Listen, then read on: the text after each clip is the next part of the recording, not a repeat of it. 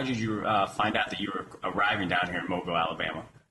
They sent me an invitation to my school, and me and my coaches we were waiting for it. So when I finally got it, it was an exciting moment. Nice. And how do you realize that you're one of the better athletes in the nation? You know, I mean, everybody, you've been in that locker room, 100 guys, everybody wants this opportunity. Very few get it. I mean, was there a play? Did the coaches pull you aside and say, hey, we think you got something most don't? How do you kind of know?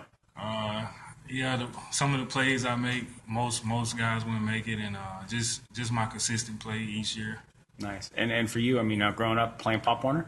Yeah, I played park ball for Peters Park. Nice. Were you that kid scoring 5 or 6 touchdowns every play? Yeah, I scored at least 4 a game, but not 5 or 6. So you're that kid, once you got the ball, you're pretty deadly with it? Yeah. Yeah. And did that kind of carry over to high school and eventually in the college where you kind of just always had that little extra? Yeah, I actually played 1 year of high school football, so I was playing basketball. Oh, really? Yeah. So how did you kind of make that? That's a big switch if you played 1 year. Yeah. Obviously, you had a big desire as a basketball player, too. Kind of how do you know that football would maybe be your best bet? Because I got a scholarship in football, and my mom wanted to go to Samford, so I was like, okay, I'm going to play football. Excellent. And being at Samford, I mean, small school prospect down here, I mean, is there anything you really want to prove to these scouts and these players? Just prove to them that I can stick with the big boys. I mean, that's why I'm here. So. Yeah, I was down at the East West Shrine game practices last week, and a lot of the FCS kids were kind of, when they made a play, they were still getting excited saying, we can play with the big boys, we can play with the big boys. So it wasn't even that they wanted to prove it to the scouts. I think they just wanted to prove even to the players that they were teamed up with, like, hey, I belong here. We all put our football pants on like everybody else, and you're down here, man.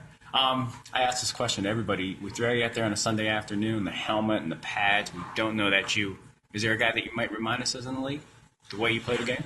I'm not sure. I mean, it was a couple of people on my YouTube video say I remind them of Sean Taylor, but that's to me that's a premature statement. But I mean, I'm not sure. You bring that physicality to the game? Yes, sir. How much? If you could win a game, maybe popping the ball out with a big hit and picking up or running it in, or making an interception, how would you want to win it?